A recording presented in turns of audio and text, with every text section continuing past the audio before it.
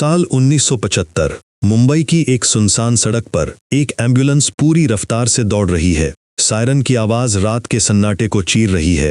अंदर एक आदमी पड़ा है, खून में लथपथ, सांसें उखड़ रही हैं, जिंदगी और मौत के बीच झूल रहा है। और इसी एम्बुलेंस के अंदर 2 गार्ड बैठे हैं, लेकिन इन दोनों के चेहरों पर न तो चिंता है न ही घबराहट। इनकी आंखों में तो कुछ और ही चमक रही है। एक गार्ड कहता है, ये मरेगा, पक्का मरेगा। दूसरा हंसते हुए बोलता है, नहीं भाई, ये बचेगा, 50 गुना पैसा लगा लेता हूँ। जी हाँ दोस्तों, आप सही सुन रहे हैं। एक मरते हुए इंसान की जिंदगी पर ये दोनों गार्ड सट्टा लगा रहे हैं। 5 रुपए लगाओ, 250 रुपए जीत लो। पर रुकिए, ये कोई मामूली आदमी नहीं है जो एम्बुलेंस में पड़ा है। ये वो शख्स है जिसने इस पूरे मुल्क को जुए का चस्का लगाया था। ये वो इंसान है जिसके पास इतना पैसा था कि हिंदुस्तान का रिजर्व बैंक भी उसके सामने छोटा पड़ जाता था। मजदूर से लेकर घर की गृहिणी तक, स्टूडेंट से लेकर मिनिस्टर तक, हर कोई इसके जाल में फंसा हुआ था। इसका नाम था ब्रिज भट्टी और इसकी कहानी है मटका किंग की कहानी। एक आम सूती मिल का मजदूर कैसे बना बॉम्बे का सबसे बड़ा जुआरी, कैसे खड़ा किया उसने गैम्बलिंग का ऐसा साम्राज्य जिसके आगे सरकार भी घुटने टेकने लगी, और फिर कैसे उसी साम्राज्य ने उसे खुद तबाह कर दिया। दोस्तों, आज की ये कहानी आपको हिलाकर रख देगी। धोखा है, प्यार है, दोस्ती है, गद्दारी है, और है एक ऐसा खेल जिसमें हर कोई हारा है। तो बने रहिए हमारे साथ, क्योंकि शुरू होने जा रही है मटका किंग की पूरी कहानी। और हाँ, अगर आपको ये एक्सप्लेनेशन पसंद आए तो चैनल को सब्सक्राइब करना मत भूलिएगा। चलिए कहानी शुरू करते हैं। बात है साल 1964 की। बॉम्बे शहर, जिसे उस वक्त सपनों का शहर कहा जाता था, पर सच कहूं तो ये शहर सपने दिखाता कम था और उन्हें तोड़ता ज्यादा था। यहाँ हर कोई दौड़ रहा था, पैसे के पीछे, इज्जत के पीछे, जिंदगी के पीछे। और इसी भीड़ में एक आदमी था, ब्रिज भट्टी। ब्रिज एक टूटी फूटी कॉलोनी में अपनी बीवी के साथ किराए पर रहता था। काम करता था एक कॉटन मिल में, यानी सूती कपड़े की मिल में। तनख्वाह इतनी कम थी कि महीने का अंत आते आते जेब खाली हो जाती थी। घर चलाना किसी जंग लड़ने जैसा था। एक सुबह ब्रिज काम पर जाने के लिए निकला। दरवाजे से बाहर कदम रखते ही सामना हुआ अपने मकान मालिक पोद्दार सेठ से। पोद्दार का चेहरा तमतमाया हुआ था। उसने चिल्लाकर कहा, ब्रिज, आज महीने की 11 तारीख हो गई है और तूने अभी तक किराया नहीं दिया। आज के आज किराया चाहिए, वरना सामान बाहर फेंक दूंगा। ब्रिज का चेहरा उतर गया। उसने धीमी आवाज में कहा, सेठ जी, दे दूंगा, बस थोड़ा वक्त चाहिए। पर पोद्दार के पास टालने का कोई बहाना नहीं चला। वो अड़ गया। तब ब्रिज ने एक दिमाग वाली चाल चली। उसने कहा, सेठ जी, सुना है आप मार्केट में 3 नए घर बनवा रहे हो, पर आपके पास तो पहले से ही 180 घर हैं। और उनकी हालत क्या है? छतें टपक रही हैं, बिजली के तार लटक रहे हैं, सीढ़ियां ऐसी हैं कि कोई भी गिरकर मर सकता है। अगर मैंने ये सब बातें नए किराएदारों को बता दी तो कोई भी आपका घर देखने तक नहीं आएगा। पोद्दार सेठ का चेहरा फीका पड़ गया। उसने तुरंत तेवर बदले और कहा, अच्छा ठीक है, 20 तारीख तक दे देना। दोस्तों, ये था 1964 का बॉम्बे। यहाँ कोई किसी को 1 इंच भी छूट नहीं देता था। यहाँ का नियम बड़ा सीधा था, या तो तुम किसी को धक्का देकर पानी में गिराओ या कोई तुम्हें गिरा देगा। यहाँ जीने के लिए हर मोर्चे पर मजबूत होना जरूरी था। अब जरा जमाने के बॉम्बे की कहानी समझिए। उस वक्त बॉम्बे में सूती मिलों का जबरदस्त बोलबाला था। हजारों मजदूर इन मिलों में खून पसीना एक करते थे, पर तनख्वाह बहुत कम। तो दिन भर की थकान मिटाने के लिए और थोड़ा अतिरिक्त पैसा कमाने की उम्मीद में ये मजदूर रोज 10 से 20 पैसे का जुआ खेलते थे। अब आप सोच रहे होंगे, 10-20 पैसे का क्या जुआ? पर याद रखिए, ये 1964 की बात है। उस जमाने में 10-20 पैसों की भी बहुत कीमत थी। और इस जुए का पूरा सिंडिकेट चलाता था कौन? वही मिल मालिक, लालजी भाई। ये जुआ असल में शुरू हुआ था न्यूयॉर्क के कॉटन मार्केट से। वहां कपास के दाम ऊपर नीचे होते और उसी पर बॉम्बे में सट्टा लगाया जाता। पर जब न्यूयॉर्क ने यह सट्टा बंद कर दिया तो लालजी भाई ने अपना एक नया सिस्टम बना लिया। नियम सीधा था, दिन भर में मजदूर अपनी मर्जी से एक ताश का नंबर चुनते और उस पर पैसे लगाते। शाम को ड्यूटी खत्म होते ही मैनेजर एक ताश उठाता और जिसका नंबर मैच हो जाता वो जीत जाता। और इस सिस्टम का मैनेजर कौन था? जी हाँ, हमारा हीरो ब्रिज भट्टी। मकान मालिक वाला झगड़ा निपटाकर ब्रिज मिल पहुंचा। उसने सीधा अकाउंटेंट से पूछा, मेरी तनख्वाह बढ़ी क्या? जवाब मिला, नहीं। ब्रिज का दिल बैठ गया। सोचो दोस्तों, पूरे 3 साल से उसकी तनख्वाह में 1 पैसा भी नहीं बढ़ा था। तभी उसकी नजर गई एक औरत पर। एक सभ्य सी दिखने वाली गृहिणी कांपते हाथों से डरी हुई सी जुए की जगह पर खड़ी थी। उसने 5 नंबर पर पूरे 50 रुपए का दांव लगा दिया। पूरी भीड़ सन्न रह गई। 50 रुपए? उस जमाने में ये बहुत बड़ी रकम थी। ब्रिज को कुछ गड़बड़ लगी। उसने तुरंत बैटिंग बंद करवाई और लालजी भाई को इत्तला की कि ड्रॉ का टाइम हो गया है। पर लालजी भाई ने जवाब दिया, ड्रॉ तब होगा जब मैं चाहूंगा। वो अंदर गया, सारे रिकॉर्ड देखे और समझ गया कि सबसे ज्यादा पैसा 5 नंबर पर लगा है और सबसे कम 7 नंबर पर। उसने बाहर आकर ब्रिज को इशारा किया। कार्ड शफल करते वक्त 7 नंबर को विनर बनाना। ब्रिज के हाथ में तो 5 नंबर का कार्ड पहले से ही आ चुका था, पर मालिक का हुक्म था। मजबूरी में उसने 7 नंबर का कार्ड उठाकर उसे विजेता घोषित कर दिया। और वो औरत जिसने 50 रुपए लगाए थे, उसका तो दिल ही बैठ गया। चक्कर खाकर जमीन पर गिर पड़ी। कुछ देर बाद ब्रिज उस औरत को पास के एक होटल में ले गया। एक गर्म चाय दी और नरम आवाज में पूछा, बहन जी, इतना बड़ा दांव क्यों लगाया आपने? औरत की आंखों से आंसू बहने लगे। सुबकते हुए बोली, भाई साहब, मेरे पति बहुत बीमार हैं, इलाज के लिए पैसे चाहिए, मेरे पास और कोई रास्ता नहीं था। ब्रिज का दिल पिघल गया। उसने कहा, बहन, ये जुआ अब ईमानदार नहीं रहा, सब लालजी भाई के कंट्रोल में है। और उसने अपनी जेब से कुछ पैसे निकालकर उस औरत को दे दिए। फिर कहा, प्रॉमिस करो अब कभी जुए के आसपास भी नहीं आओगी।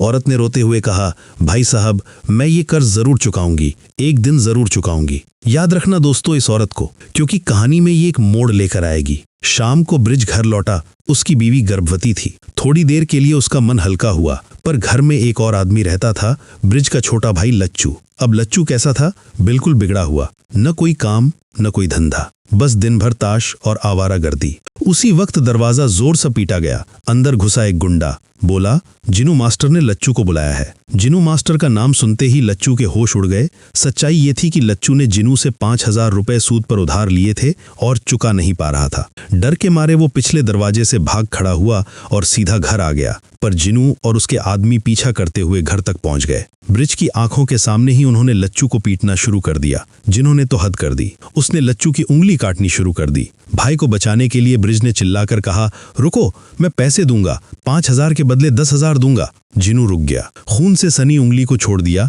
ब्रिज को 10 दिन का वक्त दिया और चेतावनी दी, अगर 10 दिन में पैसे नहीं मिले तो ब्रिज तेरा हाथ काट दूंगा। दोस्तों जरा सोचो, पहले ही घर का खर्च चलाना मुश्किल था और अब 10,000 का बोझ, वो भी सिर्फ 10 दिनों में। ब्रिज का सिर चकरा गया। फिर भी उसने लच्चू को हॉस्पिटल ले जाकर उंगली पर पट्टी बंधवाई और मन ही मन लच्चू पर बहुत गुस्सा भी आया। ये बेवकूफ रातों रात अमीर बनने के चक्कर में स्टॉक मार्केट में पैसे लगाकर सब डुबा चुका था। अगले दिन ब्रिज मिल पहुंचा। लालजी भाई से मिन्नतें की, साहब, बीवी बीमार है, पैसे चाहिए।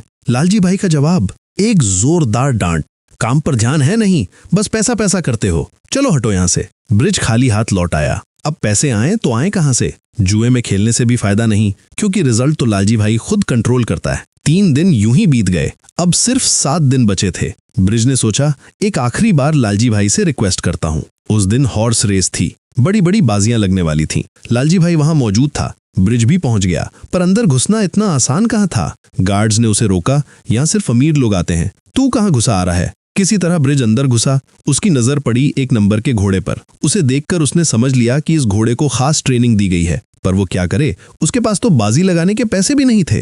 दूर से उसने लालजी भाई को आवाज दी, साहब, पैसे चाहिए, इतनी भीड़ में पैसे मांगना। लालजी भाई आग बबूला हो गया, गालियां देने लगा। ब्रिज भी भड़क गया, पलटकर जवाब दिया। बस फिर क्या था, लालजी भाई ने गार्ड्स को इशारा किया और धक्का देकर ब्रिज को बाहर फेंकवा दिया। ब्रिज गिर पड़ा, हाथ से खून बहने लगा। वो वहीं सड़क पर बैठा था, पर किसी ने उसकी तरफ देखा भी नहीं। तभी एक नाजुक सी आवाज आई, आपको चोट लगी है, ये रुमाल लीजिए। ब्रिज ने ऊपर देखा।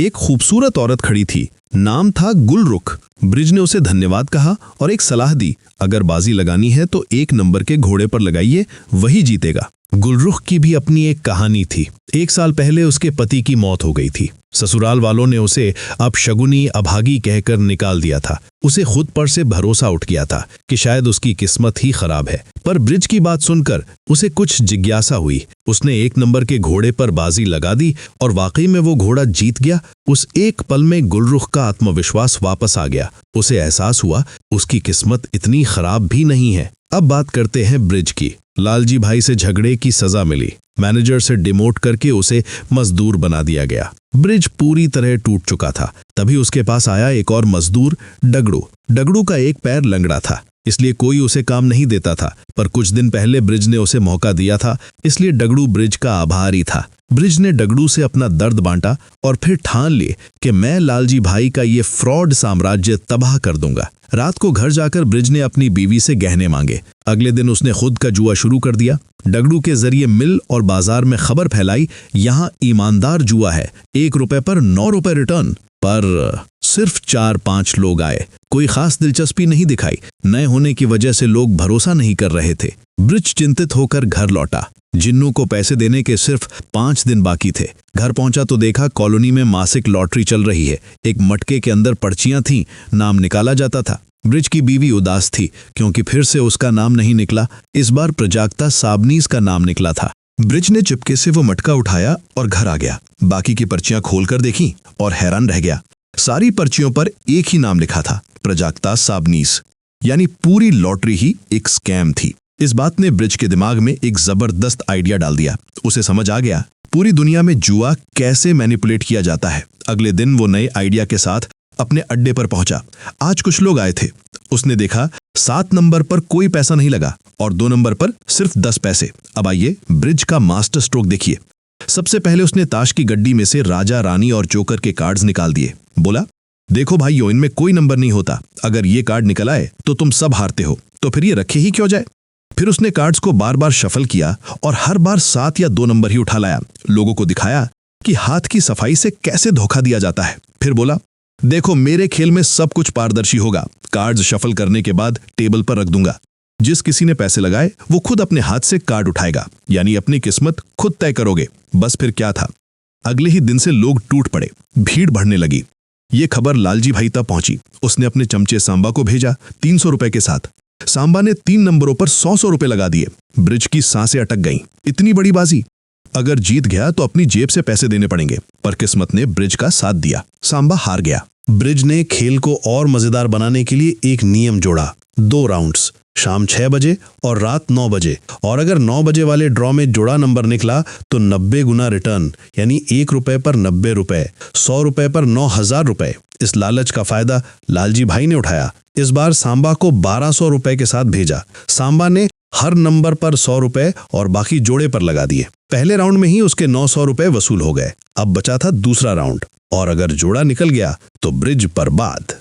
और वाकई बदकिस्मती ने ब्रिज को घेर लिया। दूसरे राउंड में सांबा का जोड़ा नंबर निकल गया। लालजी भाई ने 9,000 रुपए का इनाम जोड़ मूल पैसा मिलाकर पूरे 9,900 रुपए जीत लिए। ये पैसे देने में ब्रिज की सारी कमाई खत्म, ऊपर से कर्ज भी लेना पड़ा। लालजी भाई तो खुशी से पागल। देखा कैसे झुकाया इसको। ब्रिज की हालत पतली, कैश खत्म और जिन्नू मास्टर की डेडलाइन भी आज खत्म। फिर भी जितना हो सका इकट्ठा करके जिन्नू के पास पहुंचा। जिन्नू ने कम पैसे देखकर आग बबूला होकर कहा, ये क्या है, इतने कम। ब्रिज ने वक्त मांगा। जिन्नू भड़का, तो ये धंधा करके पैसे कभी चुका पाएगा? पागल है क्या? एक राउंड में 9,000 कोई हारता है? तब ब्रिज ने अपनी जादूगरी शुरू की। बोला, सुनो जिन्नू भाई, मैं ईमानदारी से खेलता हूँ, इसीलिए लोग मुझ पर भरोसा करेंगे। लोग लालच में आकर बार बार आएंगे। कभी कभी मैं हारूंगा पर मैक्सिमम बार जीतूंगा। पर अभी इस धंधे को चलाने के लिए पैसे चाहिए, तुम मुझे उधार दो। जिन्नू कुछ पल सोचता रहा। ब्रिज की बातों में दम था, उसने हाँ कर दी। अब ब्रिज ने अपना खेल बड़े पैमाने पर शुरू कर दिया। मार्केट में जुआ न चलाकर एक बड़ा गोदाम किराए पर ले लिया। दग्गू पूरे बॉम्बे में प्रचार करने लगा। टारगेट कौन थे? शहर की 50 टेक्सटाइल मिलों के लगभग 2 लाख मजदूर और बहुत सारे स्टूडेंट्स जो रातों रात अमीर बनना चाहते थे। ब्रिज ने एक और मास्टर आइडिया निकाला। उसने कहा, अब से ड्रॉ मटके में होगा। क्यों? क्योंकि शहर के हर घर में मटका होता था। जब भी लोग घर में मटका देखेंगे ब्रिज के खेल की याद आएगी, और उसी से जन्म हुआ इस खेल का नाम मटका। ब्रिज ने नियम में थोड़ा सा ट्विस्ट भी डाला। अब 3 कार्ड्स उठाए जाते, उनके नंबरों का योग निकालते। योग के आखिरी अंक पर जिसकी बाजी लगी है वो जीतता। जैसे अगर कार्ड्स निकले 7, 3 और 6, योग हुआ 16। 16 का आखिरी अंक है 6, तो 6 वाला विजेता। यही प्रक्रिया शाम 6 बजे और रात 9 बजे दोनों राउंड में चलती। मिलाकर अगर दोनों राउंड के नंबर मान लो 6 और 9 पर बाजी लगाई हो तो 1 रुपए पर 90 रुपए मिलते। फिर भी ज्यादा लोग नहीं आ रहे थे। ब्रिज ने फिर नया रूल जोड़ा, सिंगल पना, डबल पना, ट्रिपल पना। अगर सेम डबल कार्ड निकला तो 300 गुना रिटर्न, सेम ट्रिपल कार्ड निकला तो 1000 गुना रिटर्न, यानी 1 रुपए पर पूरे 1000 रुपए। लोग नियम समझे या ना समझे, लालच में टूट पड़े, हर तरफ बस एक ही चर्चा, ब्रिज का मटका, ब्रिज का मटका।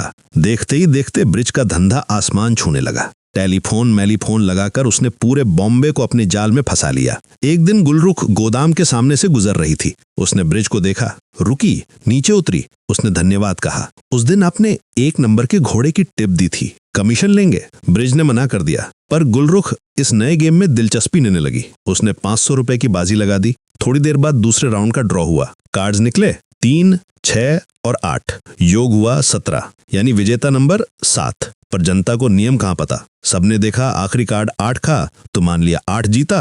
भीड़ ने हंगामा शुरू कर दिया, हम जीते, हम जीते, चीख पुकार, मारपीट। गुलरुख ये सब देखकर हंस रही थी, उसे मजा आ रहा था। जब असली विजेता को पैसे देने की बारी आई तो ब्रिज के पास 4000 रुपए कम पड़ गए। गुलरुख आगे आई, मैं देती हूँ। ब्रिज संकोच करने लगा, पर गुलरुख ने दोस्ती का हाथ बढ़ाया। ब्रिज ने हामी भर दी और इसी हंगामे में वहां मौजूद था एक पत्रकार, टीपी डिसूजा। डिसूजा के मन में जुए के लिए नफरत कूट कूट कर भरी थी, क्योंकि जुए की लत ने उसके छोटे भाई की जिंदगी तबाह कर दी थी। डिसूजा ने अपने अखबार के बॉस को फोन किया, सर एक बड़ी स्टोरी है, मटका गैम्बलिंग शहर में तबाही मचा रहा है। बॉस ने झड़क दिया, ये कोई स्टोरी नहीं है, छोड़ दे। पर डिसूजा हार मानने वाला नहीं था। उसने अपने एक दोस्त के अखबार में वो स्टोरी छपवा दी और नतीजा, रातों रात ब्रिज भट्टी का नाम पूरे हिंदुस्तान में फैल गया। मटका गैम्बलिंग का प्रचार अब घर घर में होने लगा। ब्रिज की तरक्की देखकर लालजी भाई जल भुन गया। उसने सांबा को 8000 रुपए के साथ भेजा, उसमें से 4000 सिंगल पना पर, जीते तो 6 लाख रुपए, और 4000 ट्रिपल पना पर, जीते तो पूरे 40 लाख रुपए। अगर ये बाजी जीत गई तो ब्रिज का सफाया तय। जिस आदमी के पास 40,000 देने की कुव्वत नहीं, वो 40 लाख कहां से देगा। ब्रिज ने रिस्क बांटने के लिए कई लोगों को फोन किया, 50-50 पार्टनरशिप कर लो, जीते तो 7 जीते, हारे तो 7 हारे, पर कोई राजी नहीं हुआ। आखिर में ब्रिज ने जिन्नू मास्टर को फोन किया। जिन्नू तैयार हो गया और इस बार किस्मत ने ब्रिज का साथ दिया। लालजी भाई बुरी तरह हार गया। रात हो चुकी थी। ब्रिज और डगडू उस दिन की कमाई लेकर घर लौट रहे थे। तभी अंधेरे से निकले कुछ गुंडे।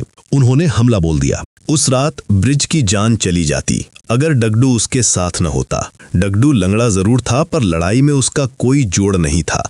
अकेले ही उसने सारे गुंडों को पीट पीट कर भगा दिया। ब्रिज ने उस रात डगडू का एहसान समझा। अगले दिन गुलरुख ने ब्रिज को अपनी पार्टी में बुलाया। मकसद था एलीट क्लास यानी शहर के बड़े लोगों से ब्रिज की पहचान करवाना, ताकि मटका गेम उनके बीच भी पहुंचे। ब्रिज पार्टी में पहुंचा जरूर, पर थोड़ी देर में ही असहज हो गया। वो बड़े लोगों के तौर तरीकों से वाकिफ नहीं था।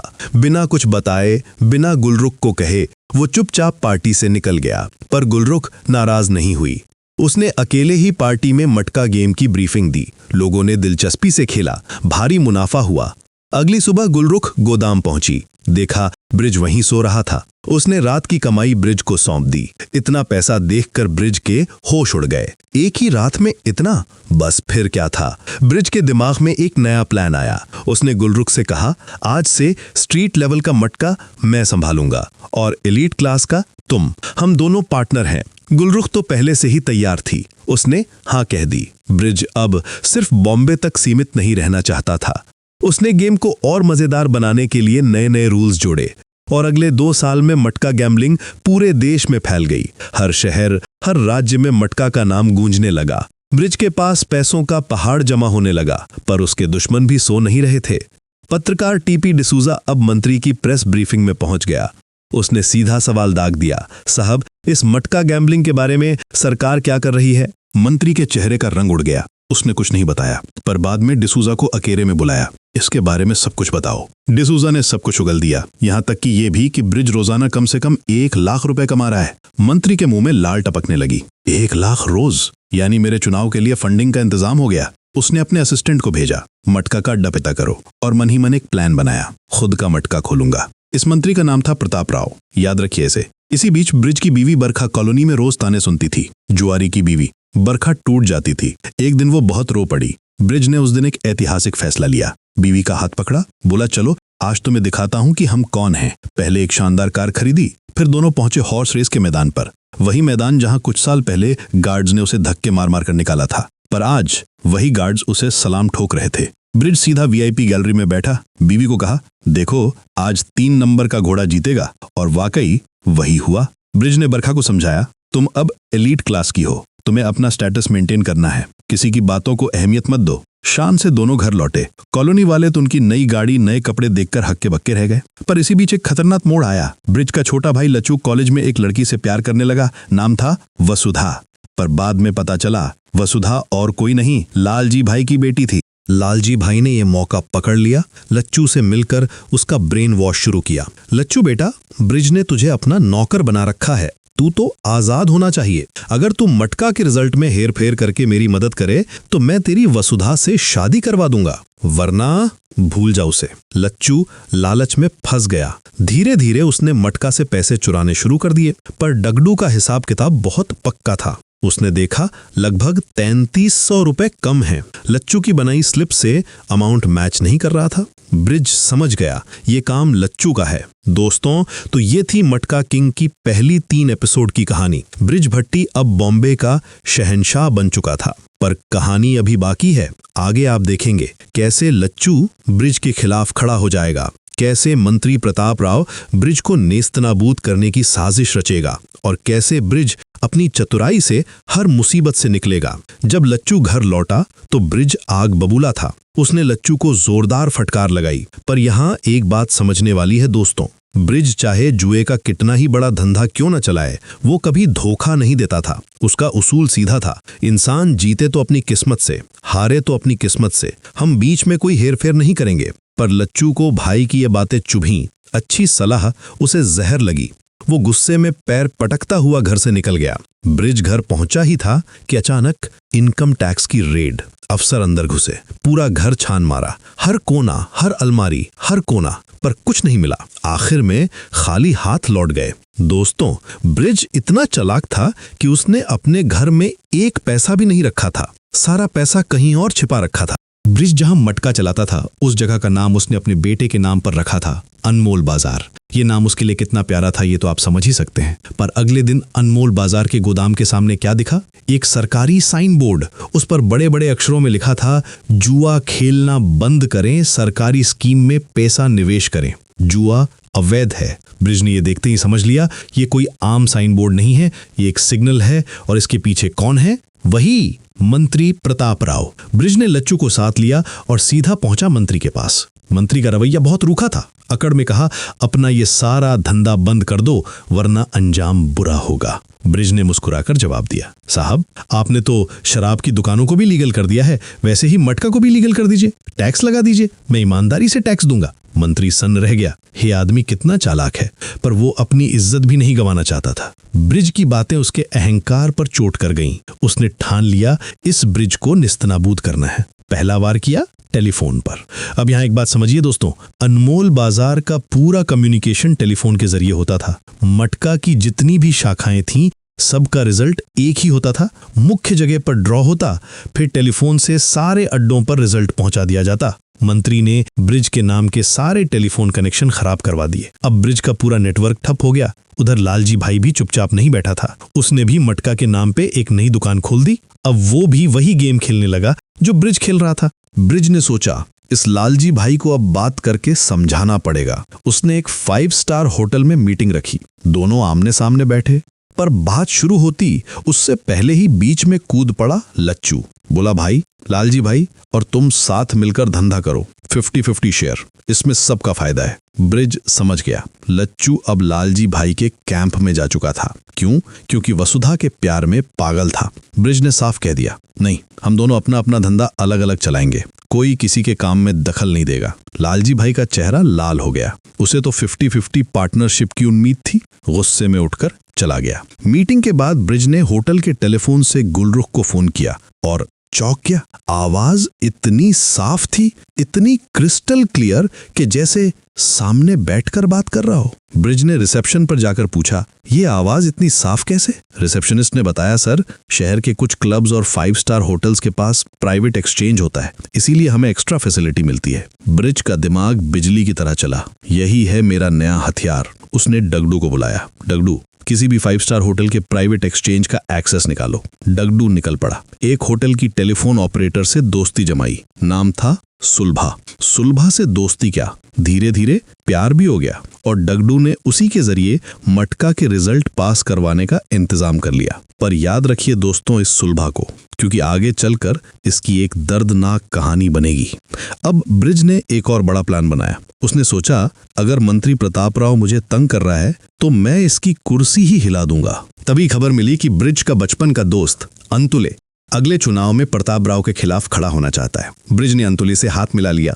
और यहाँ एक और चालाकी देखिए, उस जमाने में सरकार ने जुआ रोकने के लिए सरकारी लॉटरी सिस्टम शुरू किया था। विजेताओं को चेक दिया जाता था और चेक भुनाने पर टैक्स देना पड़ता था। ब्रिज के आदमी ये काम करते थे। जो भी सरकारी लॉटरी जीतता उसके पास पहुंच जाते, कहते हम तुम्हें पूरी रकम देते हैं कैश में बिना टैक्स के, बस ये चेक हमें दे दो। विजेता खुश, बिना टैक्स के पूरा पैसा मिल गया। फिर वो चेक ब्रिज के आदमी बैंक में जाके टैक्स देकर भुना लेते। इस तरीके से ब्रिज ने अपना सारा काला पैसा सफेद कर लिया और उसी पैसे से अंतुले के चुनाव की फंडिंग की। ऊपर से जो भी मटका खेलता था उन सब ने ब्रिज के कहने पर अंतुले को वोट दिया। नतीजा, अगले चुनाव में अंतुले जीत गया और प्रताप राव की कुर्सी उड़ गई। दोस्तों सोचिए, एक अकेला आदमी अपनी मेहनत से एक मिनिस्टर को गद्दी से उतार देता है। यही था ब्रिज भट्टी का असली पावर। पर घर की समस्या का क्या, अपने भाई लच्चू को तो वो सुधार नहीं पा रहा था। एक बार लच्चू को एक दुकान संभालने की जिम्मेदारी दी गई। उसने एक विजेता के पैसे मार लिए। बेचारा विजेता पैसे मांगने आया तो लच्चू ने उसके साथ बदतमीजी भी कर दी। वो आदमी सीधा पुलिस के पास गया। पुलिस ने लच्चू को उठा लिया। ब्रिज को खबर मिली। वो गया लच्चू से मिलने, पर छुड़ाने नहीं। बोला जब तक तू अपनी गलती नहीं मानेगा मैं तुझे नहीं छुड़ाऊंगा, क्योंकि मेरे धंधे में धोखा बर्दाश्त नहीं है। ये मौका था लालजी भाई के लिए, सुनहरा मौका। वो सीधा थाने गया, लच्चू को छुड़वाया, अपने पाले में खींच लिया। अब लच्चू पूरी तरह से लालजी भाई का हथियार बन चुका था, ब्रिज को तबाह करने का हथियार। खबर जब ब्रिज तक पहुंची कि लालजी भाई लच्चू को ले गया तो उसका दिल टूट गया। अपना सगा भाई दुश्मन के साथ। पर ब्रिज ने खुद को संभाला, आंसू पी लिए। अगले दिन ब्रिज घर पर था, बेटे अनमोल के साथ खेल रहा था। तभी गोदाम से फोन आया, साहब 5, 7 और 9 नंबर के ट्रिपल पना पर 1000 रुपए की बेट पड़ी है। अगर ये उड़ गई तो 10 लाख रुपए का डैमेज है। ब्रिज ने फोन रखा, उठने लगा ड्रॉ के लिए। पर अनमोल ने बाप का हाथ पकड़ लिया। जिद की, पापा आज मत जाओ, मेरे साथ खेलो। ब्रिज रुक गया। अपनी बेटे की आंखों में उसे कुछ ऐसा दिखा जो पैसों से भी कीमती था। उसने फैसला कर लिया, आज मैं घर पर ही ड्रॉ करूंगा। कार्ड्स उठाए और क्या हुआ, ट्रिपल पना उठ गया। यानी जिसने 1000 रुपए लगाए थे वो 10 लाख रुपए जीत गया। अब यहाँ एक बहुत बड़ी बात है दोस्तों। ब्रिज चाहता तो क्या कर सकता था, फोन पर झूठा नंबर बता सकता था, 10 लाख रुपए बच जाते, किसी को पता भी नहीं चलता। पर ब्रिज ने ऐसा नहीं किया। उसने सही नंबर बताया। क्यों? क्योंकि उसका उसूल था, मटका में बेईमानी नहीं। अगले दिन जब उस विजेता को पूरे 10 लाख रुपए अदा किए गए तो पूरा बॉम्बे ब्रिज की ईमानदारी का कायल हो गया। एक जुआरी जो इतना ईमानदार है। उधर लालजी भाई का धंधा लच्चू के हाथों में था। लच्चू अपने अनुभव और चालाकी के दम पर लालजी भाई को अच्छा कमा कर दे रहा था, पर साथ साथ वो ब्रिज के खिलाफ साजिश भी रच रहा। एक दिन अनमोल बाजार में पुलिस की रेड पड़ी। डगडू किसी तरह भाग निकला, सीधा ब्रिज के घर पहुंचा, पर पुलिस भी पीछे पीछे पहुंच गई। ब्रिज ने दरवाजे पर खड़े होकर साफ कहा, वारंट दिखाओ, वारंट के बिना मेरा घर सर्च नहीं कर सकते। पुलिस के पास वारंट नहीं था, मजबूरन लौट गई। इसी बीच एक नई कहानी शुरू हुई अखबार के दफ्तर में। टीपी डिसूजा अब भी मटका के खिलाफ स्टोरीज कर रहा था। एक दिन उसके चीफ एडिटर ने कहीं फोन करने की कोशिश की, पर टेलीफोन लाइन लगातार बिजी थी। डिसूजा ने मौका पकड़ा। एडिटर को समझाया, सर रात 9 बजे से 12 बजे तक इन लाइनों का क्या हाल होता है पता है? ब्रिज का मटका रिजल्ट इन्हीं लाइनों से पास होता है। अगर किसी को फायर ब्रिगेड को भी फोन करना हो तो नहीं लग सकता। घर जल जाए पर लाइन नहीं मिलेगी। एडिटर चौंका, ये बात तो गंभीर है। उसने डिसूजा को परमिशन दी, लिखो स्टोरी, पूरा भंडा फोड़ करो। और एक बार फिर मटका गैम्बलिंग लाइमलाइट में आ गई। इसी बीच एक और कहानी पक रही थी, ब्रिज और गुलरुख की। काम के साथ साथ उनके बीच एक गहरा रिश्ता बन गया था, प्यार का रिश्ता। और ये बात एक दिन बरखा को भी पता चल गई। पर बरखा ने क्या किया? चीखी, चिल्लाई नहीं, बेटे अनमोल के चेहरे को देखा और सब कुछ चुपचाप सह गई। दोस्तों, एक माँ का दिल कितना बड़ा होता है ये उस दिन पता चला। पर घर की शांति यहीं तक थी। ब्रिज के धंधे का असर उसके बेटे पर भी पड़ने लगा। सड़क पर लोग अनमोल को पकड़कर पूछते, बेटा ओपनिंग नंबर क्या है, क्लोजिंग नंबर क्या है? हैरस किया जाता। ब्रिज ने एक कठोर फैसला लिया, अनमोल को बोर्डिंग स्कूल भेज देंगे। बरखा को यह फैसला बिल्कुल नहीं भाया। बेटे को छोड़कर लौटते वक्त उसने ब्रिज से सीधा कह दिया, तुम्हें सच्चाई पता है? तुमने अनमोल को बोर्डिंग में इसलिए नहीं भेजा कि वो सुरक्षित रहे, तुमने इसलिए भेजा कि तुम्हारा दूसरी औरत से चक्कर है और ये बात बेटे से छुपाना चाहते हो। ब्रिज ने सफाई देने की कोशिश की पर कोई फायदा नहीं हुआ। बरखा ने मुंह फेर लिया। उधर लालजी भाई और लच्छू एक नई साजिश रच रहे थे। वो पहुंचे पूर्व मंत्री प्रताप राव के पास। उसके क्लब में मोटी डोनेशन दी। बोले, साहब ब्रिज को टिकाने लगवाइए। प्रताप राव ने डीसीपी को फोन किया। डीसीपी ने इंस्पेक्टर तुमड़े को निर्देश दिया, ब्रिज को अभी के अभी गिरफ्तार करो। तुमड़े ने ब्रिज को उठा लिया, थाने ले आया, पर ब्रिज जरा भी नहीं घबराया, शांत चेहरे से बैठा रहा। थोड़ी देर में उसका वकील पहुंच गया। वकील ने तुमड़े से पूछा, इस पर चार्ज क्या है, एविडेंस क्या है? तुमड़ा कॉन्फिडेंस से बोला, हर रात 9 बजे मटका का ड्रॉ खुद ब्रिज करता है। आज वो थाने में है तो ड्रॉ नहीं होगा, यानी आज मटका का खेल भी नहीं होगा। और यही साबित कर देगा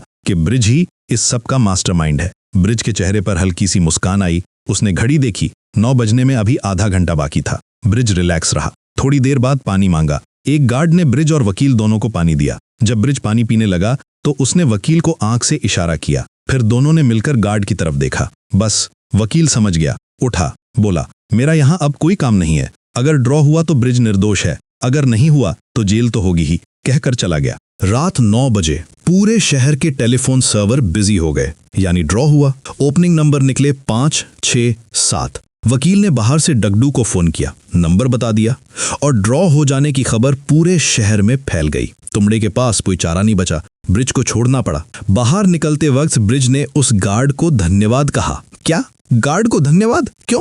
अब सुनिए असली बात। उस गार्ड का बैज नंबर था 567। वही नंबर ब्रिज ने वकील को आंख से इशारे में दिखाया था और वकील ने वही नंबर डगडू तक पहुंचाकर ओपनिंग रिजल्ट के तौर पर सेट करवाया था। दोस्तों, ये था ब्रिज भट्टी का दिमाग। थाने के अंदर बैठकर हथकड़ियों में भी वो अपना खेल खेल गया। देखते देखते 2-3 साल और बीत गए। अब वक्त था 1971 का। अखबारों में अब भी ब्रिज के खिलाफ खबरें छप रही थीं। ब्रिज भट्टी ने देश का सबसे बड़ा जुआ सिंडिकेट खड़ा कर दिया है, देश की अर्थव्यवस्था को तबाह कर रहा है, जनता के सपनों को पूंजी बनाकर पावरफुल हो रहा है। पर ब्रिज को कोई फर्क नहीं पड़ता था। वो अपना काम शांति से करता जा रहा था। अब मटका का रिजल्ट जनता तक पहुंचाने के लिए ब्रिज ने एक और जीनियस ट्रिक निकाली। वो अखबारों में फर्जी विज्ञापन छपवाता। इन विज्ञापनों में चालाकी से पिछली रात का विजेता नंबर छुपा होता। कोई भी मटका खेलने वाला आदमी विज्ञापन देखकर समझ जाता, कल का रिजल्ट ये था, और गेम पर भरोसा बढ़ता जाता। ये ट्रिक डिसूजा ने पकड़ ली, पर वो बेचारा क्या करे। डीसीपी, मंत्री सब ब्रिज के सामने घुटने टेक चुके थे। उधर ब्रिज और बरखा का रिश्ता दिन ब दिन खराब होता जा रहा था। पर बरखा भी कम नहीं थी। उसने अपनी हिम्मत से ग्रेजुएशन पूरा किया, फिर नौकरी की तलाश में निकली। एक इंटरव्यू दिया, क्वालिफिकेशन अच्छी थी, पर रिजेक्ट कर दी गई। क्यों? क्योंकि वो ब्रिज भट्टी की बीवी थी। हम जुआरी की बीवी को नौकरी नहीं देंगे। बरखा टूट गई।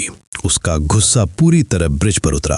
तुम्हारी वजह से मेरी जिंदगी बर्बाद हो गई। उधर ब्रिज के पास एक इनकम टैक्स का नोटिस आया। टेंशन बढ़ रही थी। इसी बीच इंस्पेक्टर तुमड़े ने फिर से मटका के अड्डों पर रेड डाली। इस बार उसने ब्रिज और लालजी भाई दोनों के लोगों को उठा लिया। डीसीपी ने फोन किया, तुमड़े, प्रताप राव का ऑर्डर है, लालजी भाई के लोगों को छोड़ दो। पर तुमड़े एक ईमानदार अफसर था। उसने साफ कहा, साहब मैं बेकानूनी काम नहीं करूंगा। नतीजा, डीसीपी ने तुमड़े को सस्पेंड कर दिया। दोस्तों, यही तो त्रासदी है हमारे सिस्टम की। जो ईमानदारी से काम करता है उसी को सजा मिलती है। इधर ब्रिज को मिल गया एक नया दोस्त, फिल्म डायरेक्टर मकसूद।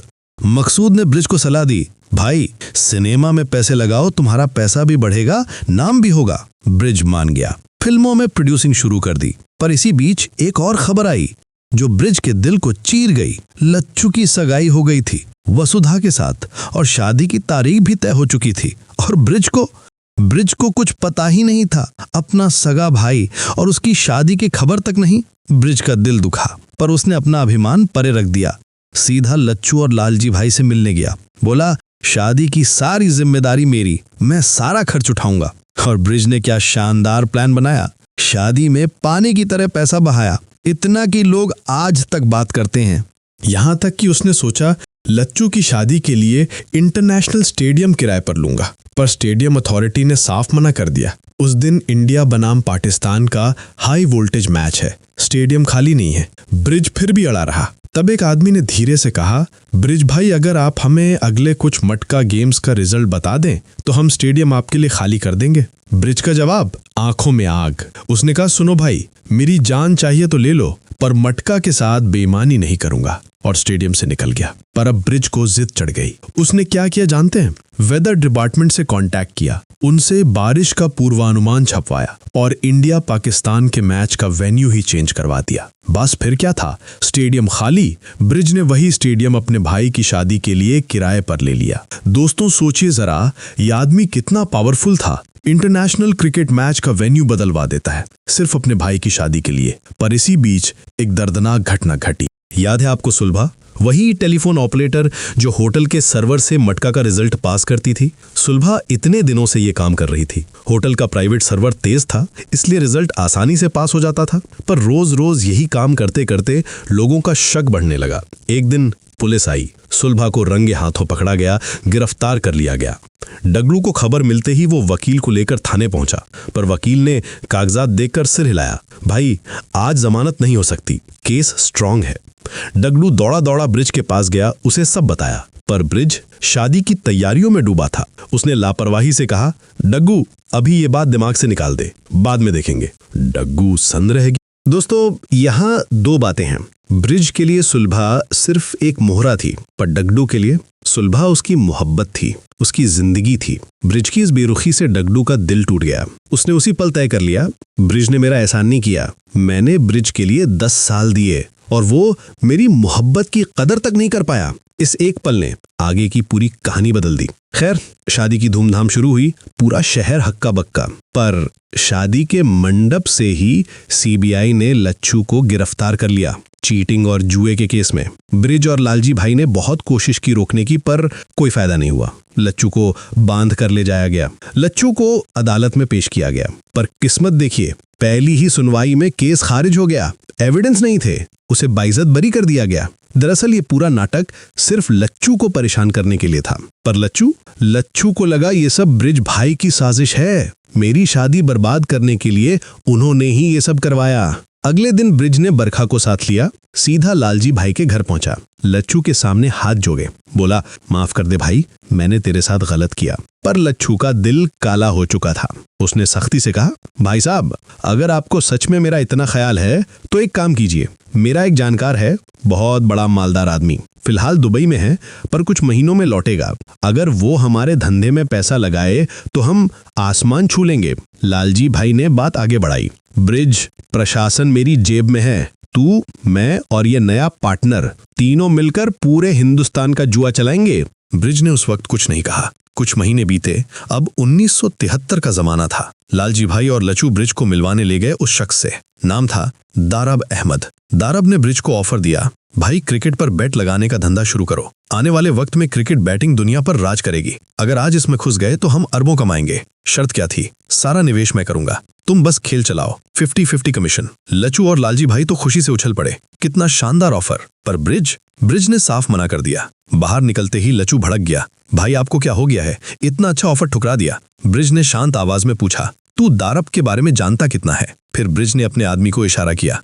उसने खुलासा किया, दारब एक स्मगलर है, हसन और लाला खान का बिजनेस हड़पने की फिराक में है। ये कोई बिजनेसमैन नहीं, ये गैंगस्टर है। ब्रिज ने लच्छू को समझाया, हम बिजनेसमैन हैं, अगर गैंगस्टर से हाथ मिलाया तो जो थोड़ी बहुत इज्जत है वो भी चली जाएगी। दारब से दूर रह। पर लच्छू को अच्छी सलाह कहाँ पसंद आती थी। लालजी भाई ने उसका दिमाग और पलट दिया। ब्रिज तो हमेशा तुझे रोकता रहा है, तू बड़ा होना चाहता है और वो तुझे छोटा रखना चाहता है। लच्छू और जहरीला हो गया। कुछ दिन बाद ब्रिज के घर फोन आया, तुम्हें दिल्ली बुलाया गया है, अर्जेंट। ब्रिज ने सोचा, दिल्ली, कौन बुला रहा है? पता चला प्रताप राव, वही पुराना दुश्मन। मुंबई में धक्के खाकर अब दिल्ली में अपनी राजनीति चमका रहा था। ब्रिज दिल्ली पहुंचा। प्रताप राव ने सीधी धमकी दी, ब्रिज, दारब की पार्टनरशिप मान ले, वरना तेरी जिंदगी जहन्नम बना दूंगा। ब्रिज ने आंखों में आंखें डालकर कहा, साहब, मेरी आइडियोलॉजी से मैं 1 इंच भी नहीं हटूंगा।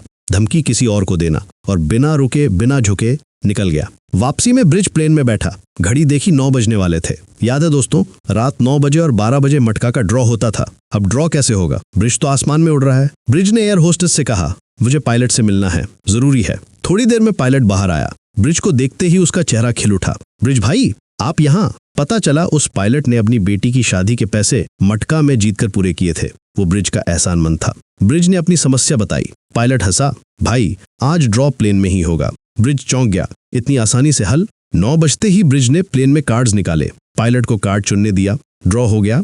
फिर पायलट ने अपनी चालाकी दिखाई। एयरपोर्ट के कंट्रोल रूम के जरिए वो नंबर जमीन पर पहुंचा दिया। दोस्तों सोचिए, इस आदमी का नेटवर्क कहां कहां तक फैला था, जमीन से आसमान तक। उधर डगडू की हालत खराब थी, सुलभा की जमानत के लिए दर दर भटक रहा था, पर केस स्ट्रांग था, जमानत नहीं हो रही थी। महीने बीतते जा रहे थे और ब्रिज कोई कदम नहीं उठा रहा था। डगडू का गुस्सा अब आग बनने लगा था। और फिर दिल दहलाने वाली खबर आई। इंस्पेक्टर तुमड़े, याद है, वही ईमानदार अफसर जिसे सस्पेंड किया गया था, उसकी हालत बहुत खराब हो गई थी।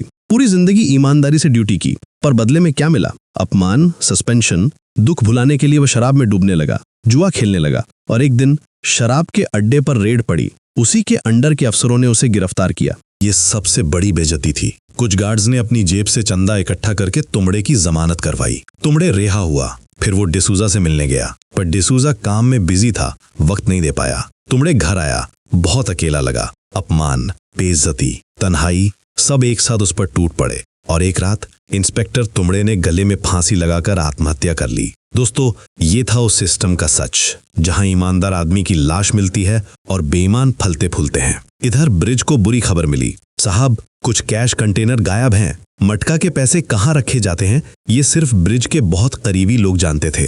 ब्रिज ने सोचा, और अचानक उसे याद आया, पिछले कुछ दिनों से डगडू दिखाई नहीं दे रहा। क्या डगडू ने? और वाकई ब्रिज का शक सही था। डगडू, जिसने 10 साल तक ब्रिज के लिए सब कुछ किया था, अब उसी ब्रिज के पैसे चुरा रहा था। सुलभा को जेल में सड़ते देखकर उसके अंदर की आग भड़क चुकी थी। यहाँ तक कि जो सीबीआई रेड लच्चू की शादी में पड़ी थी, वो भी डगडू ने ही करवाई थी, क्योंकि ब्रिज सुलभा को छुड़ाने के बजाय लच्चू की शादी में नाच रहा था। डगडू के अलग होने की खबर लालजी भाई और लच्चू तक भी पहुंच गई। लच्चू सीधा डगडू से मिला, ऑफर दिया, हमारे साथ आजा, पार्टनर बन जा। डगडू ने सोचा, 10 साल मैंने अपनी पूरी जवानी, पूरी मेहनत ब्रिज पर लुटाई, और आज वो मुझे गिनता तक नहीं। बस अब बहुत हुआ। डगडू ने हाँ कह दी। उधर ब्रिज सुबह उठा, घर सूना लगा। चिल्लाया, बरखा, अनमोल। कोई जवाब नहीं। कमरे में गया, अलमारी खुली पड़ी थी, कपड़े, नदारत। बरखा अनमोल को लेकर जा चुकी थी। ब्रिज के पैरों तले जमीन खिसक। एक चिट्ठी पड़ी थी, लिखा था, तुम्हारा पैसे के पीछे भागना, पर किया, घर से दूरी अब बर्दाश्त नहीं, मैं अनमोल को लेकर जा रही हूँ। ब्रिज एक एक करके सब खो रहा था। भाई गया, दोस्त डगडू गया, बीवी गई, बेटा गया, पर एक इंसान अभी भी साथ था, गुलरुख। एक दिन गुलरुख ब्रिज को मिलवाने ले गई पेस्टन से। पेस्टन बॉम्बे की सबसे बड़ी textile mill, Bombay concern textile mill का मालिक था। पेस्टन ने सीधे बात रखी, ब्रिज, टेक्सटाइल में अब पैसा नहीं बचा, मैं मिल बंद करूंगा, उसकी जगह होटल, ऑफिस बिल्डिंग्स और रेजिडेंशियल टावर्स बनाऊंगा। ब्रिज ने हैरानी से पूछा, तुम मिल के हजारों मजदूर, उनका क्या होगा? पेस्टन ने लापरवाही से कहा, मजदूरों के बारे में मैं नहीं सोचता, पर झगड़ा यह है कि उन्होंने विरोध प्रदर्शन शुरू कर दिया है, और चूंकि मजदूर तुम्हें बहुत मानते हैं, तुम उन्हें समझा दो, विरोध बंद करवा दो, बदले में तुम्हें इस प्रोजेक्ट में शेयर होल्डर बनाऊंगा। ब्रिज सोच में पड़ गया, मटका का असली बिजनेस किसकी वजह से चल रहा है? इन्हीं मजदूरों की वजह से। अगर वो इनका साथ छोड़ देगा, उसका जमीर उसे कभी माफ नहीं करेगा। ब्रिज ने मना कर दिया। ये बात गुलरुख को भी अच्छी नहीं लगी। वो चाहती थी ब्रिज डील मान ले। अब गुलरुख भी धीरे धीरे ब्रिज से दूर जाने लगी। दोस्तों, देखिए जिंदगी का खेल, जो उसूलों पर अड़ा रहता है उसे दुनिया अकेला कर देती है। उसी रात डगडू कुछ लोगों के साथ ब्रिज के टांके के बैरल चुरा रहा था। तभी ब्रिज के गुंडों ने उसे पकड़ लिया। भागते भागते डगडू सीधा ब्रिज के सामने आ खड़ा हुआ। ब्रिज ने शांत आवाज में पूछा, डगडू, पैसे चाहिए थे तो मुझसे मांग लेते, चोरी करने की क्या जरूरत थी? बस डगडू का 10 साल का गुस्सा फूट पड़ा। उसने बरस पड़ा, तुम्हें क्या बता भाई साहब, सुलभा जेल में सड़ रही है और तुम्हें फर्क तक नहीं, मेरी जिंदगी बर्बाद हो गई तुम्हारी वजह से। ब्रिज ने गुस्से में कहा, डगडू, आज से मेरा और तुम्हारा रिश्ता खत्म। डगडू भी तड़प उठा, भाई साहब याद है आपने क्या कहा था? कहा था मैं हनुमान बनकर अपनी पूंछ की आग से लंका जला दूंगा, पर आज तुम खुद रावण बन गए हो, इसीलिए तुम्हारे साथ कोई नहीं बचा। आज तुम अकेले हो, अकेले। ये आखिरी शब्द ब्रिज के दिल में तीर की तरह धस गए। अगले दिन ब्रिज मिल के सामने गया। हजारों मजदूर विरोध कर रहे थे।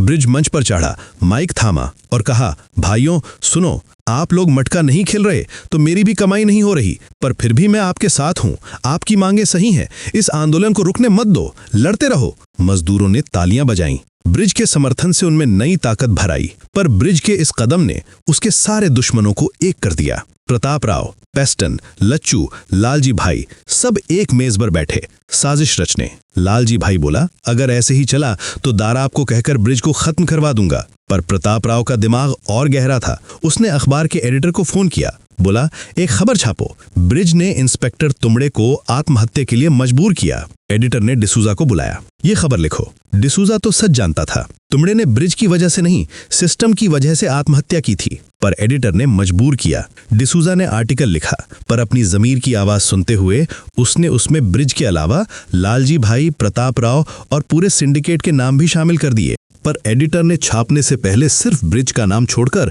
बाकी सब काट दिए। डिसूजा गुस्से से तड़प गया। वो जानता था ब्रिज कोई फरिश्ता नहीं है, जुआरी है, पर फिर भी ये न्याय नहीं है। डिसूजा ने ब्रिज को गुप्त रूप से फोन किया, ब्रिज सुनो, सरकार ने इमरजेंसी जारी कर दी है, पुलिस को गोली मारने की परमिशन मिल गई है, तुम उनकी टारगेट लिस्ट में हो, संभल जाओ। ब्रिज बेचैन हो उठा। कुछ भी हो, वो अपने परिवार के साथ एक आखिरी पल बिताना चाहता था। वो बरखा के पास गया, बोला, मैं मकसूद की फिल्म का प्रोड्यूसर हूँ, आज प्रीमियर शो है, चलोगी? बरखा ने जरूर हामी भर दी। दोनों पहुंचे प्रीमियर पर। वहां मकसूद ने स्टेज पर आकर फिल्म के कास्ट, क्रू, प्रोड्यूसर्स सबका परिचय कराया, सबको सम्मान दिया, पर ब्रिज को मंच पर नहीं बुलाया। दोस्तों, ये सबसे बड़ी बेइज्जती थी। पूरी ऑडियंस के सामने, अपनी बीवी के सामने। ब्रिज की आंखें भर आईं। बरखा उठी, बिना एक शब्द कहे अकेली चली गई। ब्रिज वहीं बैठा रहा, टूटा हुआ, हारा हुआ। रात को ब्रिज अपनी कार से लौट रहा था। रास्ता सुनसान, अंधेरा। तभी सामने से गाड़ियां, दाराब के आदमी, गोलियां, ताबड़तोड़ गोलियां। ब्रिज के ड्राइवर ने फुर्ती दिखाई, गाड़ी मोड़ी। ब्रिज किसी तरह बच गया, पर उसके एक आदमी के कंधे पर गोली लग गई। ब्रिज ने पनाह ली रुक्मिनी के तोशक कारखाने में। ये कारखाना सिर्फ ऊपर से ही दिखता था, अंदर क्या था? तोशकों के अंदर भरा हुआ मटका का करोड़ों का काला पैसा। गोदाम में कतार कतार तोशकें, हर तोशक में नोटों के बंडल। ब्रिज बाहर नहीं जा सकता था, क्योंकि इमरजेंसी लागू हो चुकी थी।